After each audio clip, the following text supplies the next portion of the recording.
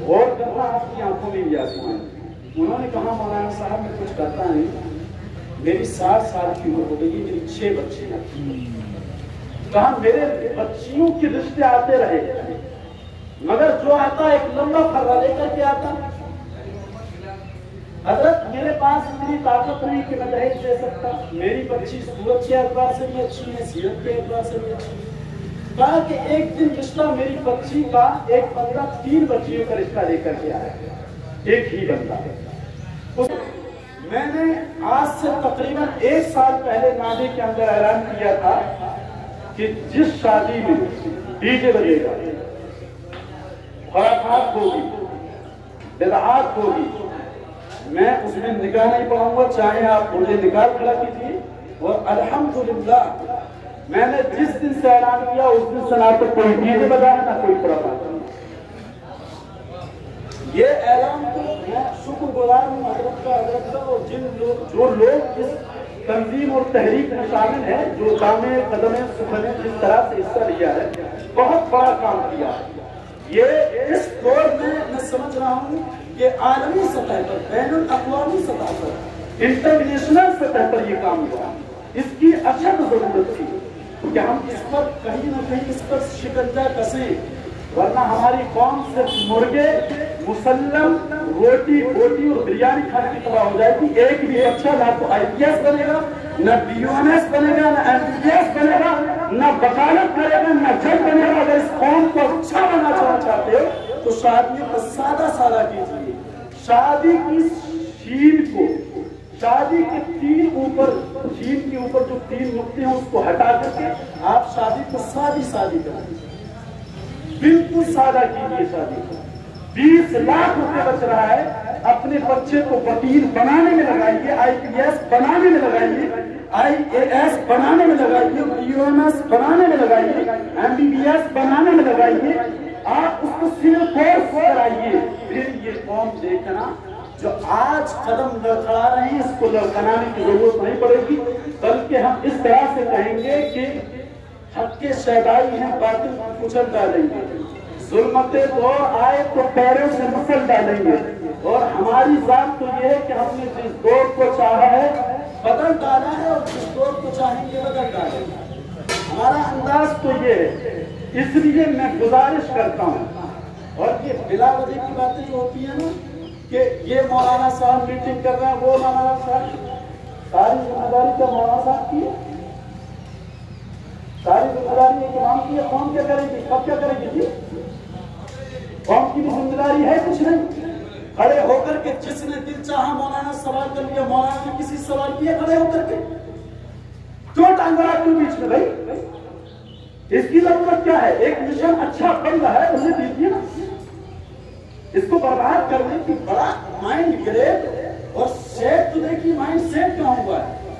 ایک بندہ آ کر کے پورے ماحول کو خراب کرنے کی کوشش کرتا ہے کہ نہیں یہ نہیں ہونا چاہیے, وہ نہیں ہونا چاہیے, ایسا نہیں ہونا چاہیے, ویسا نہیں ہونا چاہیے. پھر جب شریعت کا قانون نہیں نافذ ہونا چاہیے, پھر ہونا کیا چاہیے؟ میں تو کہتا ہوں اگر چلے گی تو رسول اللہ کی چلے گی, ورنہ کسی کی نہیں چلے گی. کسی کی ضرورت نہیں ہے, کسی نیتا کی ضرورت نہیں ہے. اگر قائد ہمارا ہے تو قائد وہی ہے جو مسلح پر کھڑا ہوا ہے, وہی ہر محاذ پر ہمارا قائد ہے. کسی بندے کی ہمیں ضرورت نہیں ہے. اور جہاں تک اسلام بتانے کی اور سمجھانے کی ضرورت ہے, ان علماء کرام نے اور ہم نے اپنے اساتذہ سے اسلام سمجھ لیا کہ اسلام کس کو کہتے ہیں.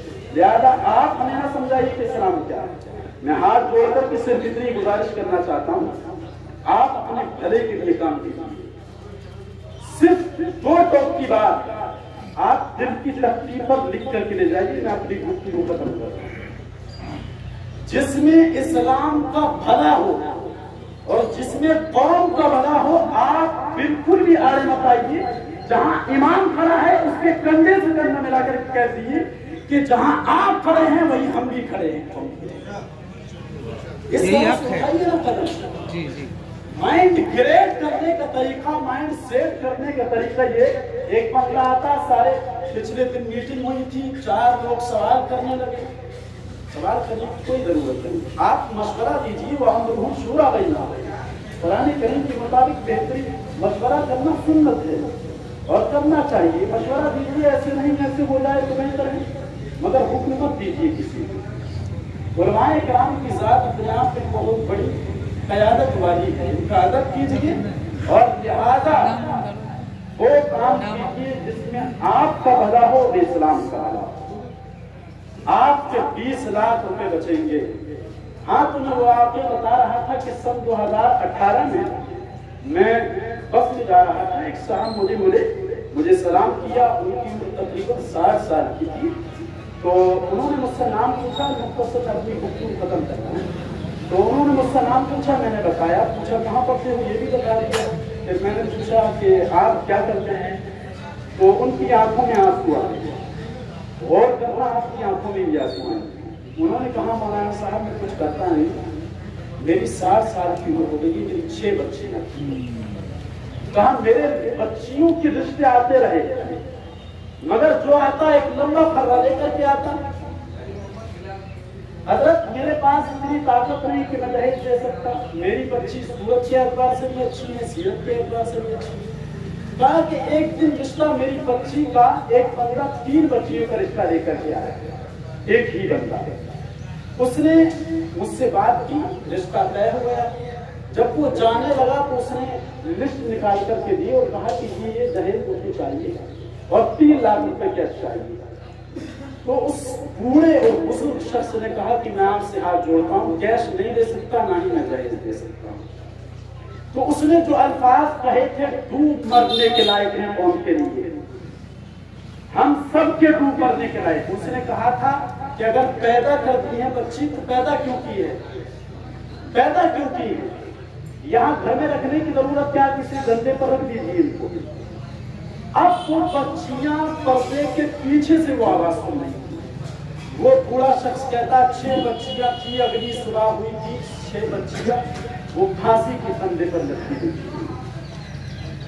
کہا میرے گھر میں 6 بچیاں ایک ساتھ پھانسی لگائی تھی، وجہ صرف یہ تھی کہ ایک شخص نے یہ کہہ دیا تھا کہ اپنی بچیوں کو کندھے پر بٹھا دیجیے اگر نکاح نہیں کر سکتے۔ تو یہ 6 بچیوں کا ذمہ دار صرف ایک بات نہیں ہوگا، ہم سب ہوں گے، قیامت کے دن ہم سب سے پوچھا جائے گا کیوں اتنا ظلم کرے۔ لہذا شادی اور اپنی قوم کے درمیان بہترین تصویر، اللہ تعالیٰ ہم سب کو سب سے پہلے مجھے عمل کی توفیق بخشے، اس کے بعد پوری امت مسلمہ کو عمل کی توفیق بخشے۔ استغفر اللہ ربی من کل ذنب واتوب الیہ وما علینا الا البلاغ۔ السلام علیکم۔